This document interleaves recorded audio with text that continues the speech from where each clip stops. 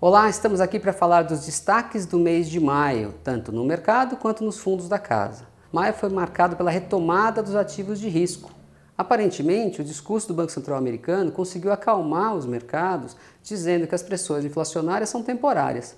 Isso se refletiu nas bolsas, no Brasil uma valorização expressiva do Bovespa e da moeda brasileira, que se valorizou bastante perante o dólar. Nos mercados de juros, os sinais já são mistos. Se de um lado a arrecadação acima do esperado, o crescimento econômico local acima do esperado e a valorização recente do real reduzem as pressões inflacionárias, de outro, essa crise hídrica que vai forçar a elevação das tarifas e uma busca por mais gastos, quase que numa corrida eleitoral antecipada, colocam um pouco em risco os sinais futuros da taxa de juros. Além disso, o Banco Central Brasileiro, na última reunião do Copom, reafirmou a intenção de buscar uma normalização parcial das taxas de juros. Isso quer dizer ainda ter uma política monetária ainda expansionista, o que gera dúvidas em alguns agentes se o Banco Central não estaria behind the curve, não estaria atrasado nessa elevação dos juros.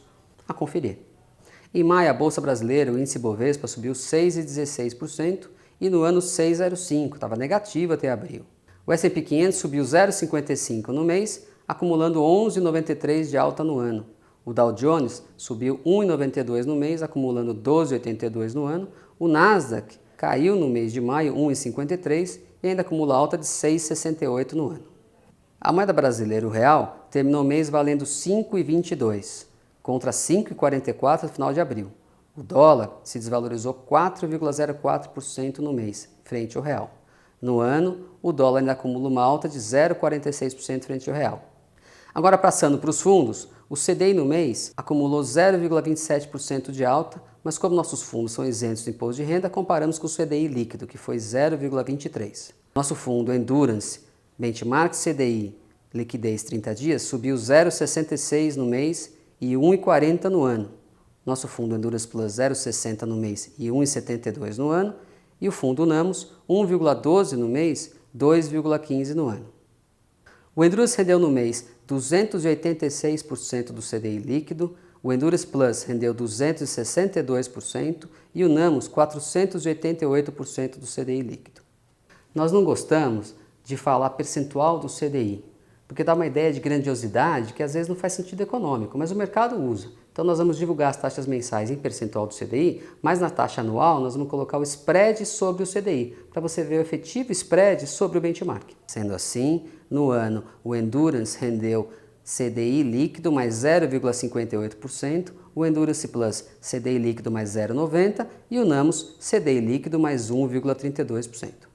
Passando para o nosso fundo que o benchmark é inflação, o IMAB5 no mês rendeu 0,69%. Também consideramos o IMAB5 líquido, que foi 0,59%. O nosso fundo Journey Endurance Juros Reais, carência 45 dias, benchmark IMAB5, rendeu 0,75%. No ano, o IMAB5 líquido acumula 1,21% e o nosso fundo 1,49%.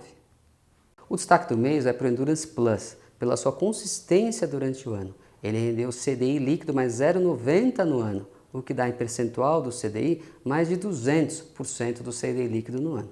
Em relação ao Endurance de juros reais, é importante notar que as curvas de juros no Brasil subiram muito nesse começo de ano. A curva de juros reais, aquela indexada à inflação, subiu mais de 1% em vários vértices, o que poderia implicar no prejuízo de 2% a 3%. Mesmo assim, o fundo terminou com mais de 1,5% positivo, porque a inflação está elevada, o que corrobora a nossa análise que você deve deixar boa parte dos seus investimentos de renda fixa atrelados à inflação e se proteger. Bom, esses foram os destaques do mês. Se você quiser mais informações, acesse as nossas cartas mensais. Elas são bem detalhadas e o link está aqui na descrição. Dúvidas ou sugestões? Liga pra gente. Um abraço.